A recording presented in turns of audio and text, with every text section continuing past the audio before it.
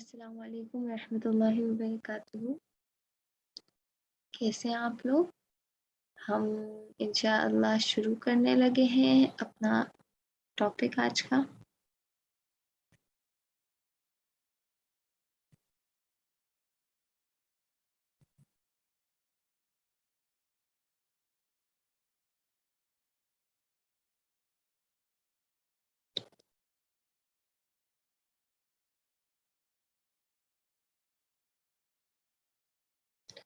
अऊज़ु बिल्लाहि मिनश शैतानिर रजीम बिस्मिल्लाहिर रहमानिर रहीम रब्बी यस्सिर वला तुअस्सिर व तम्मिम लना बिल खैर व बिका नस्तईन या फत्ताहु या फत्ताहु या फत्ताह या अलीम रब्बि इश्रह ली सदरी व यस्सिर ली अमरी वहलुल उक़दतम मिन लिसानी यफ़क़हू क़ौली अल्लाहुम्मा अल्लिमनी मा यनफ़अनी वन्फ़अनी बिमा अल्लमतनी वज़िदनी इल्मा या फ़त्ताहु या फ़त्ताहु या फ़त्ताह या अलीम बिस्मिल्लाहिर रहमानिर रहीम।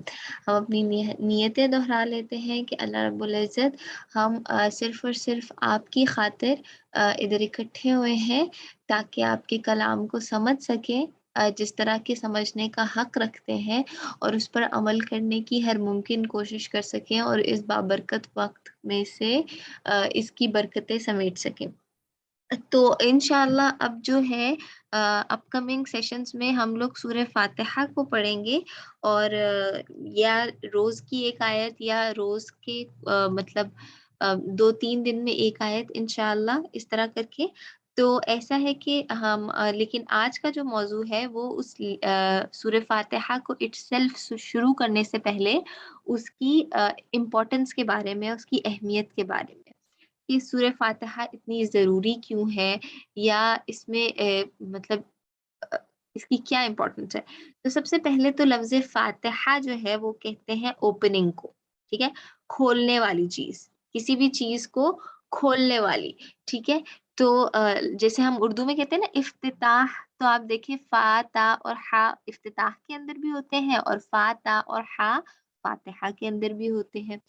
तो इसको ओपनिंग वाली सूरत इसलिए भी कहा जाता है क्योंकि ऑब्वियसली हमारे कुरान की इब्तिदा इससे होती है, हमारी नमाज की इब्तिदा इससे होती है और सूरतों में भी पहली मुकम्मल सूरत जो नाज़िल हुई थी, वो सूरह फातिहा ही थी। इससे पहले सूरह अलक़ जो है इक़रा बिस्मि रब्बिकल लज़ी ख़लक़ उसकी कुछ आयतें आई थी।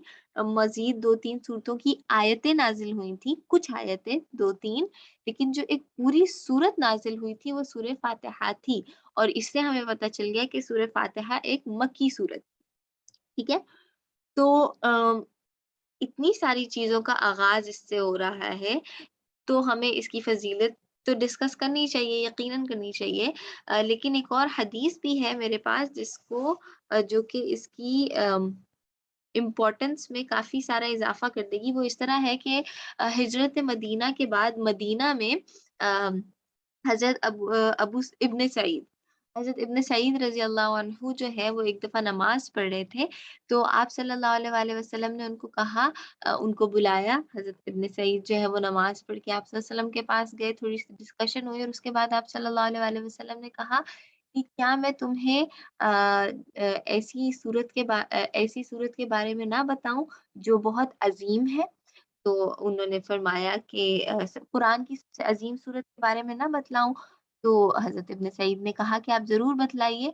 तो आप सल्लल्लाहु अलैहि वसल्लम ने कहा कि थोड़ी देर बाद आना मैं तुम्हें बतलाऊँगा, ठीक है? मतलब पहले आप सल्लल्लाहु अलैहि वसल्लम ने मैं हदीस को बहुत मुख्तसर करके बता रही हूँ लेकिन उसके अंदर बहुत ज़्यादा ज़ोर दिया गया है, ठीक है? इस बात के ऊपर। हज़रत अबू सईद चले गए और आप सल्लल्लाहु अलैहि वसल्लम के पास लोग आना शुरू हो गए सवालात के लिए और आप सल्लल्लाहु अलैहि वसल्लम मसरूफ़ हो गए। तो हज़रत इब्न सईद जो हैं वो इंतज़ार करते रहे। थोड़ी देर बाद जब आप सल्लल्लाहु अलैहि वसल्लम मस्जिद से जाने लगे, तो हज़रत इब्न सईद ने फरमाया आप सल्लल्लाहु अलैहि वसल्लम के पास गए और फरमाया कि आप जो है आपने मुझे कहा था कि आप मुझे कुरान की सबसे अज़ीम सूरत के बारे में बताएँगे, तो वो कौन-सी है? आप सल्लल्लाहु अलैहि वसल्लम ने फरमाया कि अल्हम्दुलिल्लाहि रब्बिल आलमीन। ठीक है? मतलब ये कि सूरह फ़ातिहा कुरान की सबसे अज़ीम सूरत है। अब यहाँ पे हमें अंदाज़ा होता है कि देखिए सूरह फ़ातिहा की जो अहमियत और फ़ज़ीलत है ना उसको बार-बार बताने की ज़रूरत है। क्यों? क्योंकि देखिए सूरह फातिहा हमने अभी पढ़ा कि मक्की सूरत थी, लेकिन मदीना में हिजरत के कई साल गुजर जाने के बाद इतनी इम्पोर्टेंट कुरान की सूरतें नाजिल होने के बाद अल्लाह ताला के रसूल सल्लल्लाहु अलैहि वसल्लम अपने एक सहाबी को कह रहे हैं कि तुम्हें कुरान की सबसे अजीम सूरत के बारे में बताऊं। गोया ये कि ये इम्पोर्टेंट तो है ही, लेकिन हमें जरूरत है इसकी इम्पोर्टेंस को बार बार डिस्कस करने की, ताकि इसकी अहमियत हमारे दिलों में उजागर हो वाक़यतन। दूसरी चीज़ ये है कि कुरान की जो मुख्तलिफ सूरतें होती हैं, यकीनन वो बहुत इम्पोर्टेंट होती हैं, और जब वो इम्पोर्टेंट होती हैं तो उनको क्या कहते हैं, उनकी अहमियत का अंदाज़ा हमें हदीस की रूह से पता चलता है।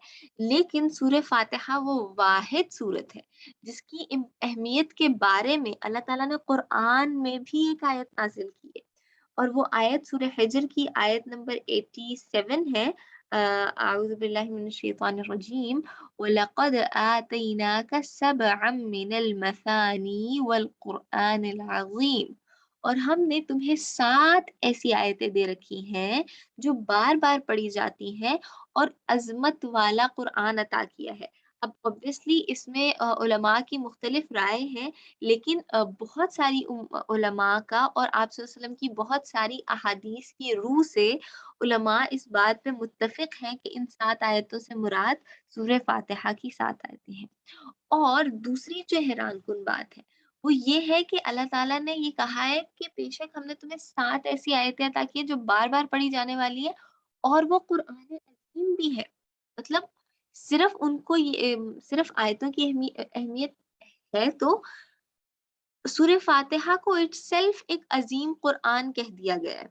कुरान बेसिकली क्या है? रिसाइटल, ठीक है, किसी चीज को बोलना। जैसे कोई खतीब जो होता है वो खुतबा करता है, जैसे कोई स्पीच देने वाला स्पीच करता है, तो कुरान बेसिकली क्या है? एक स्पीच है, एक रिसाइटल है, एक तिलावत की जाने वाली चीज है, बोली जाने वाली चीज है, ठीक है। तो गोया ये कि सूरह फातिहा जो है वो अपने आप में एक कुरान है, ठीक है। कुरान इटसेल्फ तो 30 से पारों पर मुश्तमिल है ही, लेकिन सूरह फातिहा अपने आप में भी एक अजीम और अजमत रखने वाला कुरान है। अब इंशाल्लाह हम लफ्ज़ मसानी को तो डिस्कस करेंगे। बहुत सारी अहादीस में सूरह फातिहा की अहमियत बताई गई है, ठीक है। और सूरह फातिहा को ना उम्मुल किताब कहा जाता है, यानी कि किताब की माँ, ठीक है। अब वैसे अगर हम माँ को लिटरल अल्फाज में भी देखें, तो देखें घर की रौनक जो होती है वो माँ से ही होती है, ठीक है। लेकिन अरबी ज़ुबान में जब किसी चीज़ के साथ लग जाता है ना, तो वो किसी चीज़ की जामियत को, किसी चीज़ की मरकज़ियत को बताता है, ठीक है? यानी कि वो चीज़ जो है वो इतनी इम्पोर्टेंट है कि उसका जैसे मिसाल के तौर पर सर का जो दरमियानी हिस्सा है ना, उसको उम्मुर रअस कहा जाता है, यानी कि दिमाग की माँ, ठीक है? क्यों? क्योंकि उस जगह की सबसे ज़्यादा अहमियत है, ठीक है? इसी तरह मक्का मुकर्रमा को उम्मुल कुरा कहा जाता है, यानी कि शहरों की या बस्तियों की माँ। और क्यों कहा जाता है? क्योंकि अरब में सबसे ज़्यादा अहम जगह और ऐसी जगह जहाँ पे सारे इकट्ठे होते हैं, वो जगह क्या है? वो मक्का मुकर्रमा है, मक्का है, ठीक है? तो लिहाज़ा जो होती है, उम्मुल किताब अगर सूरह फातिहा को कहा गया, और आप सल्लल्लाहु अलैहि वसल्लम ने हदीसों में बेशतर ये बात कही है, तो गोया ये कि पूरी हमारे कुरान की जितने भी अहकामात हैं, जितने भी इम्पोर्टेंट डिस्कशंस हैं, उनका मरकज़ और उनका मजमुआ, ठीक है? उनका खुलासा सूरह फातिहा के अंदर है, ठीक है? तो हमने अभी तक 2 चीज़ें डिस्कस की, एक तो सूरह फातिहा कुरान अज़ीम है, और दूसरा ये कि सूरह फातिहा उम्मुल किताब है। तीसरा जो है अल्लाह ताला ने इसके लिए लफ्ज़ इस्तेमाल किया है मसानी। हम लफ्ज़ मसानी की इम्पोर्टेंस देखते हैं, लफ्ज़ मसानी को समझने की कोशिश करते हैं। मसानी जैसे ऊपर जो ट्रांसलेशन है उसमें तो कहा गया है ना कि बार-बार पढ़ी जाने वाली, और क्यों कहा गया बार-बार पढ़ी जाने वाली? क्योंकि हमारी कोई नमाज़ سورہ فاتحہ کے بغیر مکمل نہیں ہوتی. ایون ہماری حدیث میں بھی اللہ تعالیٰ کے رسول صلی اللہ علیہ وسلم فرماتے ہیں کہ لا صلاۃ الا بفاتحۃ الکتاب، کوئی نماز قبول ہی نہیں ہوتی سورہ فاتحہ کے بغیر. ٹھیک ہے. تو اچھا، تو سب سے پہلے تو مثانی کا لفظ ہو گیا، کا مطلب ہو گیا بار بار پڑھی جانے والی. پھر مثانی کے اندر سا اور نون کا لفظ پایا جاتا ہے جو کہ ثنا جو ہوتی ہے اس کا روٹ ورڈ ہے. ثنا کسے کہتے ہیں؟ تعریف کو. تو اس لحاظ سے اگر دیکھا جائے تو سورہ فاتحہ کی آیتیں قابل ستائش ہے، تعریف کیے جانے کے قابل ہے. ٹھیک ہے. یہ اس قدر خوبصورتی سے جوڑی گئی آیتیں ہیں. 7 آیتوں میں پورے قرآن کا خلاصہ بیان کر دینا، یہ اتنا ونڈرفل انداز میں یہ کیا گیا ہے کہ واقعی میں قابل تعریف ہے. آخری جو ڈسکشن ہے وہ کافی امپورٹنٹ ہے کہ دیکھیں لفظ مثانی کے اندر ثانی پایا جاتا ہے. ثانی کسے کہتے ہیں؟ عربی زبان میں 2 کو کہتے ہیں. اور اگر ہم عربی زبان کے مختلف الفاظ دیکھیں، اسنین، سنل، ارز اور سنائی الکتاب، تو اس سے ہمیں پتہ چلتا ہے کہ ثانی کا جو لفظ ہے وہ کسی چیز کو دوہرا کرنے کے لیے، کسی چیز کو دگنا کرنے کے لیے، کسی چیز کو ڈبل کرنے کے لیے، کسی چیز کا جوڑا بنانے کے لیے، کسی چیز کو پیر میں لانے کے لیے بھی استعمال ہوتا ہے. ٹھیک ہے. تو گویا یہ کہ اللہ تعالیٰ مطلب مثانی کے اندر یہ معنی بھی پایا جا رہا ہے کہ یہ 7 آیتیں جو ہیں یہ ایک پیر کی صورت میں. اب کس طرح سے پیر کی صورت میں ہے؟ سب سے پہلے تو یہ کہ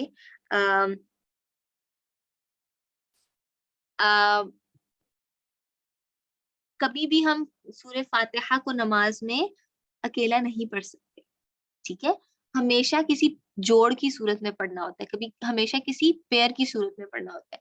مطلب یہ کہ سورہ فاتحہ کو تو ہم اکیلا پڑھ سکتے ہیں، سوری میرا ہاتھ لگ رہا ہے بار بار.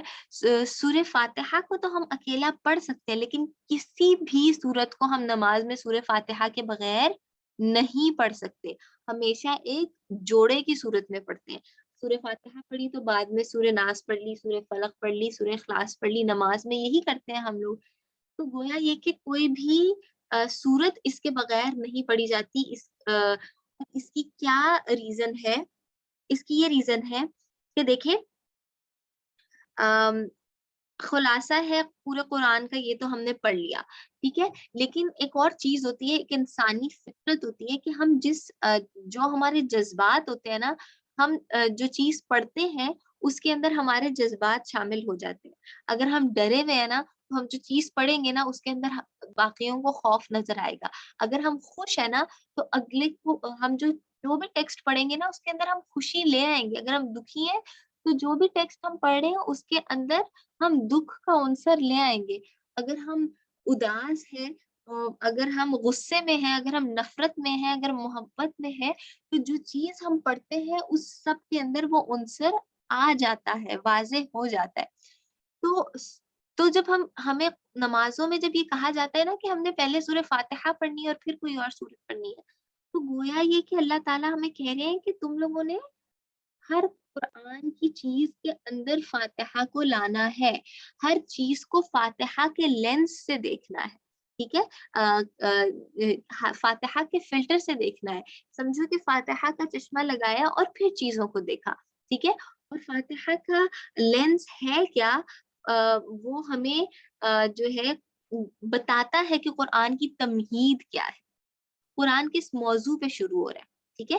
وہ ہم نے تمہید اپنے ذہن میں رکھنی ہے کہ اللہ تعالیٰ نے اس کتاب کا آغاز اس چیز سے کیا ہے تو اس پوری کتاب کے اندر یہی چیز پائی جائے گی. ٹھیک ہے. اور پھر ہم جو ہے وہ پورا قرآن پڑھ سکتے ہیں. اب اگلی جو چیز ہے وہ یہ ہے کہ اور بھی پیئرز ہیں اس کے مطلب میں. ایک اور جو اس میں پیئر پایا جاتا ہے وہ یہ ہے کہ دیکھیں سورہ فاتحہ کی جو آیتیں ہیں نا وہ ایک پیئر کی شکل میں ہے. اس کے متعلق ایک حدیث بھی ہے جو کہ میں پڑھ لوں. ٹھیک ہے. میں یہ حدیث یہاں سے میں نے آپ لوگوں کو شاید نظر آ رہا ہوں، میں ٹیکسٹ جہاں سے پڑھی ہوں اسی لائن کے اوپر لے آتی ہوں. میں نے رسولullah صلی اللہ علیہ وآلہ وسلم کو فرماتے ہوئے سنا، اللہ تعالیٰ فرماتے ہیں، یہ حدیث قدسی ہے، ٹھیک ہے، گویا یہ کہ آپ صلی اللہ علیہ وآلہ وسلم اللہ تعالیٰ کی بات ہم تک پہنچا رہے ہیں۔ اللہ تعالیٰ فرماتے ہیں، میں نے نماز کو اپنے اور اپنے بندے کے درمیان نصف نصف تقسیم کر دی ہے۔ یہاں پہ نماز سے مراد سورہ فاتحہ ہے، ٹھیک ہے، علماء کی روح سے۔ تو نصف نصف سے کیا مراد ہو گیا؟ ایک پیر بن گیا نا، ایک جوڑا بن گیا، ٹھیک ہے، اس کا نصف میرے لیے ہے اور نصف میرے بندے کے لیے، اور میرے بندے کے لیے وہ بھی ہے جو وہ مانگے۔ گویا یہ کہ سورہ فاتحہ جو ہے اس کے متعلق یہ ہے کہ جو بھی بندہ اس اس میں مانگتا ہے نا، وہ بندے کو ضرور ملتا ہے۔ رسول اللہ صلی اللہ علیہ وآلہ وسلم نے فرمایا، پڑھو بندہ الحمد للہ رب العالمین کہتا ہے تو اللہ عز و جل فرماتے ہیں، میرے بندے نے میری تعریف کی۔ بندہ الرحمن الرحیم کہتا ہے تو اللہ عز و جل فرماتے ہیں، میرے بندے نے میری توصیف کی۔ بندہ مالک یوم الدین کہتا ہے تو اللہ عز و جل فرماتے ہیں، میرے بندے نے میری عظمت اور بزرگی بیان کی۔ بندہ ایاک نعبد و ایاک نستعین کہتا ہے تو اللہ تعالیٰ فرماتے ہیں، یہ میرے اور میرے بندے کے درمیان ہے اور میرے بندے کے لیے وہ ہے جو وہ مانگے۔ گویا ہے کہ جو بندے نے اس آیت میں مانگا ہے نا کہ اللہ تعالیٰ ہم آپ کی ہی عبادت کرتے ہیں اور آپ ہی سے مدد مانگتے ہیں، تو اللہ تعالیٰ کہہ رہے ہیں کہ میرے بندے کو وہ ملے گا۔ پھر بندہ اہدنا الصراط المستقیم صراط الذین انعمت علیہم غیر المغضوب علیہم ولا الضالین کہتا ہے تو اللہ تعالیٰ فرماتے ہیں یہ سب میرے بندے کے لیے ہیں اور میرے بندے کے لیے وہ ہے جو کہ وہ مانگتا ہے۔ اچھا، اس آیت میں نا ہمیں، اس حدیث میں ہمیں یہ چیز بھی غور کرنی چاہیے کہ اللہ تعالیٰ نے ایک دفعہ میں ہی یہ نہیں کہا کہ میرے بندے، مطلب آپ اس کا پیٹرن دیکھ رہے ہیں، اللہ تعالیٰ ایک ایک آیت کو الگ سے ڈسکس کر رہے ہیں۔ گویا یہ کہ یہ اللہ تعالیٰ بھی دہرا رہے ہیں اور اللہ تعالیٰ کتنی، مطلب اس کی اہمیت کتنی اجاگر ہو جاتی ہے اس حدیث سے کہ اللہ تعالیٰ نے اس کی ایک ایک آیت کو الگ الگ ایکسپلین کیا ہے، ٹھیک ہے، تو یہ بھی اس کی بہت امپورٹنس ہو گئی۔ اچھا، دوسرا یہ ہے کہ دیکھیں عربی زبان میں نا جملے دو قسم کے ہوتے ہیں، ایک ہوتا ہے جملہ انشائیہ اور ایک ہوتا ہے جملہ خبریہ۔ جملہ انشائیہ ہم کسی جذبے کے تحت کہتے ہیں، ہم خوشی میں، غم میں، دکھ میں، انتظار میں، کسی بھی جذبے کے تحت جو ہم جملہ بولتے ہیں نا اس کو جملہ انشائیہ کہتے ہیں۔ اور ایک جملہ ہوتا ہے جملہ خبریہ جس میں ہم کوئی بھی خبر دیتے ہیں، ٹھیک ہے۔ اب سورہ فاتحہ جب ہم شروع کرتے ہیں نا، سورہ فاتحہ میں اگر ہم دیکھیں، ہم نے ابھی سورہ فاتحہ مکمل پڑھی، اللہ تعالیٰ کی تعریف بیان کی جا رہی ہے، یہ بتایا جا رہا ہے کہ اللہ رحمان الرحیم ہے، یہ بتایا جا رہا ہے کہ اللہ تعالیٰ قیامت کے دن کا حساب لیں گے، یہ بتایا جا رہا ہے کہ بندہ جو ہے وہ اللہ تعالیٰ سے مدد طلب کرتا ہے، اور اللہ تعالیٰ ہی کی عبادت کرنے کا ہم لوگ دعویٰ کرتے ہیں، اور آخری آیت میں یہ بتایا جا رہا ہے علم والوں کی وہ بات ہم انشاءاللہ آگے ڈسکس کریں گے۔ دیکھیں کتنی زیادہ انفارمیشن ہے سورہ فاتحہ میں، ٹھیک ہے، تو گویا یہ کہ جملہ خبریہ ہے، سارے کے سارے جملہ خبریہ ہے، اور یہ ایک سورت جو ہے وہ ایک خبریہ سورت ہے۔ لیکن جب یہ سورت شروع ہوتی ہے الحمدللہ سے، یہ تمام تعریفیں اللہ تعالیٰ کے لیے، تو ہم کسی جذبے کے تحت تعریف کرتے ہیں نا، ہم کسی جذبے کے تحت کسی کی حمد بیان کرتے ہیں، تو گویا یہ کہ یہ جملہ خبریہ بھی ہے اور جملہ انشائیہ بھی ہے، پھر سے ایک جوڑا بن گیا، ٹھیک ہے، اور یہ کتنی خوبصورت چیز ہے، ٹھیک ہے۔ اس کے بعد آپ دیکھیں الحمدللہ رب العالمین کے فوراً بعد آتا ہے الرحمن الرحیم، بہت رحم کرنے والے اور بہت مہربان، ٹھیک ہے، اور اس کے فوراً بعد آتا ہے مالک یوم الدین، یوم جزا کے مالک ہے، ٹھیک ہے۔ تو گویا یہ کہ اللہ تعالیٰ کا رحم اور اللہ تعالیٰ کا عدل بھی بالکل ساتھ ساتھ ڈسکس ہے، صرف رحم کی بات نہیں ہو رہی، صرف عدل کی بات نہیں ہو رہی، دونوں کی اکٹھے بات ہو رہی ہے، پھر سے ایک جوڑا بن گیا، ٹھیک ہے۔ گویا یہ کہ قرآن میں جو ہے نا بیسیکلی ہر چیز جوڑوں کی، یوزلی جوڑوں کی شکل میں ہے، جیسے دوزخ اور جنت، جیسے دنیا اور آخرت، جیسے دن اور رات، جیسے مطلب اس طرح کی نیک اور بد، ٹھیک ہے، اچھے لوگ اور برے لوگ، کفار اور مومنین، یہ ہر چیز پیر کی صورت میں، سورہ فاتحہ میں سب سے بڑے پیئرز موجود ہیں، ٹھیک ہے، تو جن کو ہم نے ابھی ڈسکس کر لیا، تو گویا یہ کہ ہاں، اور ایک یہ بھی ہے کہ دیکھیں ایا کا نام سب سے پہلے کیا ہے، الحمدللہ رب العالمین وغیرہ میں صرف اللہ تعالیٰ کے متعلق معلومات ہے، پھر ایاک نعبد و ایاک نستعین میں کیا ہے کہ اللہ تعالیٰ سے مدد کا ارادہ ہے، ٹھیک ہے، مدد اور ارادہ ہے. باقی آیتوں میں دونوں کا ذکر ہے، ٹھیک ہے. اہدنا الصراط المستقیم کہ ہمیں ہدایت دے دیجیے، مدد مانگی گئی ہے. اچھا سوری، آخری یہ جو آیت ہے نا، صراط الذین انعمت علیہم غیر المغضوب علیہم ولا الضالین، یہ جو دو آخری آیتیں ہیں ان میں کیا ڈسکس ہوا ہے؟ پہلے تو اس میں یہ بات کی گئی ہے کہ ایسے لوگ ہیں جن پہ اللہ تعالیٰ نے انعام کیا کہ ان کو علم عطا کیا صحیح دین کا، اور انہوں نے اس دین پر عمل کیا، تو وہ اللہ تعالیٰ کے ایسے لوگوں میں سے ہو گئے جن پر اللہ تعالیٰ نے اپنی نعمتیں نازل کی ہیں، ٹھیک ہے. پھر ایسے لوگوں کا ذکر کیا گیا ہے مغلوب، جن پر غصہ کیا گیا ہے. کیوں؟ کیونکہ جن کو علم تو تھا لیکن انہوں نے عمل نہیں کیا، ٹھیک ہے. اور آخر میں کیا ہے؟ ولا ضالین، ایسے لوگ جن کو علم ہی نہیں تھا اس لیے وہ بھٹک گئے. تو گویا یہ کہ یہاں پہ بھی مختلف جوڑے بنا دیے گئے، یہاں پہ بھی مختلف ٹائپس بنا دی گئی ہیں، ٹھیک ہے. کہ کچھ علم والے ہیں، کچھ اور عمل والے بھی ہیں. کچھ جو ہے وہ صرف علم والے ہیں، عمل نہیں ہے، اور کچھ جو ہے وہ عمل نہیں کر سکتے کیونکہ ان کے پاس علم بھی نہیں ہے. تو گویا یہ کہ یہاں پہ بھی جوڑے ڈسکس ہو گئے، ٹھیک ہے. تو گویا یہ کہ سورہ فاتحہ جو ہے وہ ایک بہت پرفیکٹ بلینڈنگ ہے، ٹھیک ہے، ایک بہت خوبصورت جوڑوں کو بہت خوبصورت انداز میں، جامع اور مختصر انداز میں بتایا گیا، ٹھیک ہے. اب ہم آ جاتے ہیں اگلی چیز کے اوپر جو کہ ہے احادیث کی روح سے. میں اس کے اوپر بہت ساری احادیث موجود ہیں، لیکن میں کچھ احادیث بیان کروں گی جن سے ہمیں اس کی اہمیت کا اندازہ ہو جائے، ٹھیک ہے. حضرت ابن عباس رضی اللہ عنہما سے روایت ہے کہ جبرائیل علیہ السلام نبی اکرم صلی اللہ علیہ وسلم کے پاس بیٹھے ہوئے تھے کہ اچانک انہوں نے اوپر سے ایسی آواز سنی جیسا دروازہ کھلنے کی ہوتی ہے. تو انہوں نے اپنا سر اوپر اٹھایا اور کہا آسمان کا یہ دروازہ آج ہی کھولا گیا ہے، آج سے پہلے کبھی نہیں کھولا گیا تھا. اس سے ایک فرشتہ اترا ہے. تو انہوں نے کہا یہ ایک فرشتہ آسمان سے اترا ہے اور یہ آج سے پہلے کبھی نہیں اترا. اس فرشتے نے سلام کیا اور آپ صلی اللہ علیہ وسلم سے فرمایا آپ کو دو نور ملنے کی خوشخبری ہو جو آپ سے پہلے کسی نبی کو نہیں دیے گئے، ایک فاتحۃ الکتاب یعنی کہ سورہ فاتحہ، اور دوسری سورہ بقرہ کی آخری آیات. آپ ان دونوں میں سے کوئی جملہ بھی نہیں پڑھیں گے مگر آپ کو وہ عطا کر دیا جائے گا. یعنی کہ آپ جو پڑھیں گے نا ان دونوں آیتوں، ان دونوں مطلب کیا کہتے ہیں، آیتوں کے اندر سے، جملوں کے اندر سے، لیکن جو ان آیتوں کے اندر موجود ہے وہ ہمیں عطا کر دیا جائے گا. اور یہ یاد رکھا جائے کہ یہ وہی نہیں ہے، یہ صرف خوشخبری ہے کہ آپ کے اوپر یہ نازل ہوئی ہے. تو اور ایسے فرشتوں نے نازل کیے جو کبھی دنیا میں کسی اور مقصد سے نہ آئے ہیں نہ آئیں گے. تو گویا یہ کہ سورہ فاتحہ کتنی امپورٹنٹ ہے، ٹھیک ہے.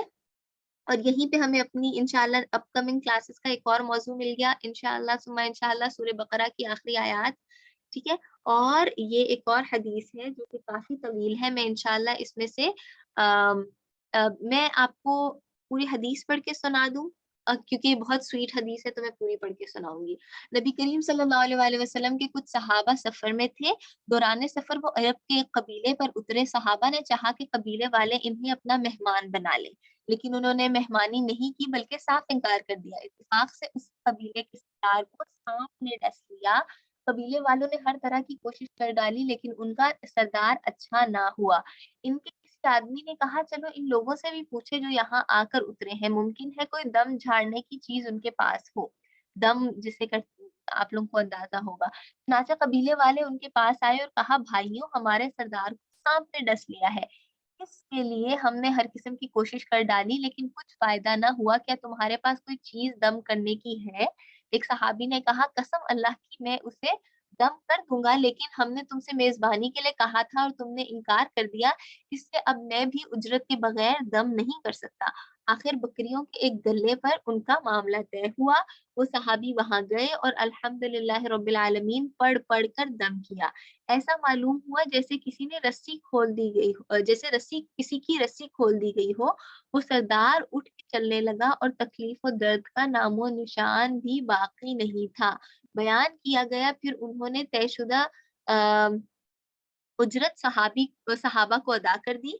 किसी ने कहा कि इसे तक़सीम कर लो, लेकिन जिन्होंने दम किया था वो बोले नबी सल्लल्लाहु अलैहि वसल्लम की खिदमत में हाज़िर होकर हम पहले आप सल्लल्लाहु अलैहि वसल्लम से इसका ज़िक्र करेंगे, इसके बाद देखेंगे कि आप सल्लल्लाहु अलैहि वसल्लम क्या हुक्म देते हैं।